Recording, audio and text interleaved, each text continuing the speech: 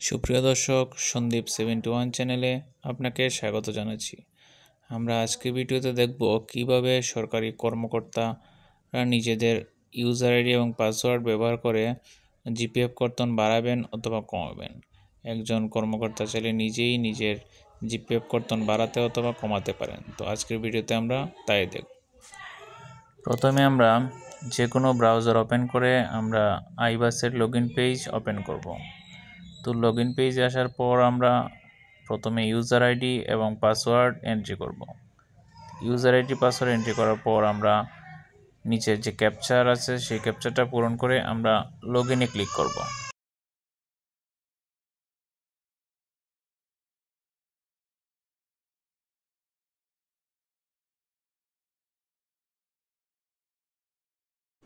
তারপর আমরা budget এক্সিকিউশনে click করব। আমাদের হোম পেজ আসবে। হোম পেজের বাম দিকে আমরা পে বিল নামে একটি অপশন পাবো।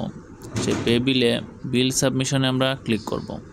আমরা যেভাবে স্যালারি সাবমিশন করি ঠিক একইভাবে আমরা বিল সাবমিশনে ক্লিক করার পর আমরা ফিসক্যাল ইয়ার সিলেক্ট করব, করে গো বাটনে ক্লিক করব। আর যারা মান্থ এই স্যালারি সাবমিট করবেন তো তারা স্যালারি মান্থ সিলেক্ট করে গো বাটনে ক্লিক করবেন। তো গো বাটনে ক্লিক করার পর আমরা নিচের দিকে একটু স্ক্রল করে নামবো। নিচের দিকে স্ক্রল করে নামার পর আমরা একটা অপশন দেখতে পাবো জিপিএফ কারেকশন। তো আমরা সেই জিপিএফ কারেকশনে ক্লিক করব।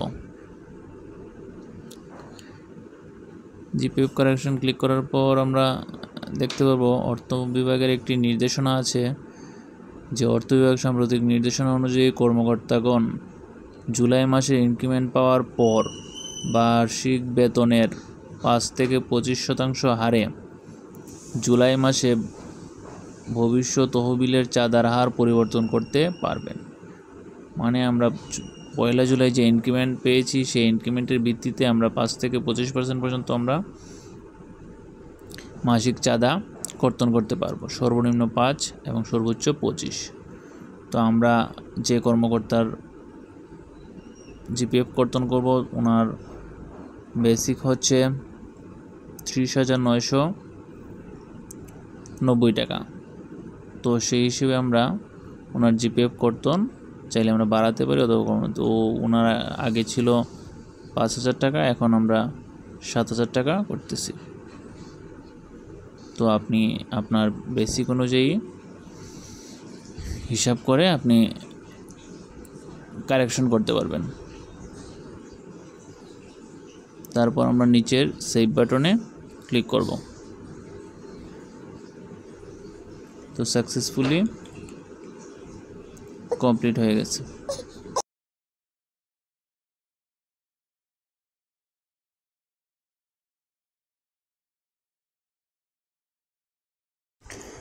আপনি চাইলে আপনার কারেকশনটা ঠিক আছে কি না আপনি আবার চেক করতে পারেন। একইভাবে আপনি নিচে স্ক্রল করে নেমে আপনি জিপিএফ কারেকশনে ক্লিক করবেন।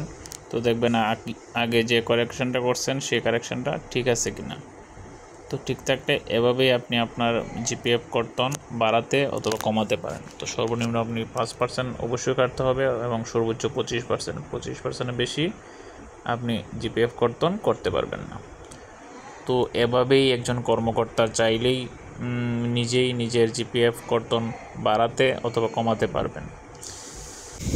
ভিডিওটি যদি আপনাদের ভালো লেগে থাকে এবং সামান্য উপকারে আসে তাহলে অবশ্যই ভিডিওতে একটি লাইক এবং কমেন্টে আপনাদের মতামত জানাবেন। আর যারা আমার চ্যানেলে নতুন তারা অবশ্যই চ্যানেলটি সাবস্ক্রাইব করে পাশেই থাকবেন। কথা হবে পরের ভিডিওতে। সে পর্যন্ত সবাই ভালো থাকুন, সুস্থ থাকুন। ধন্যবাদ।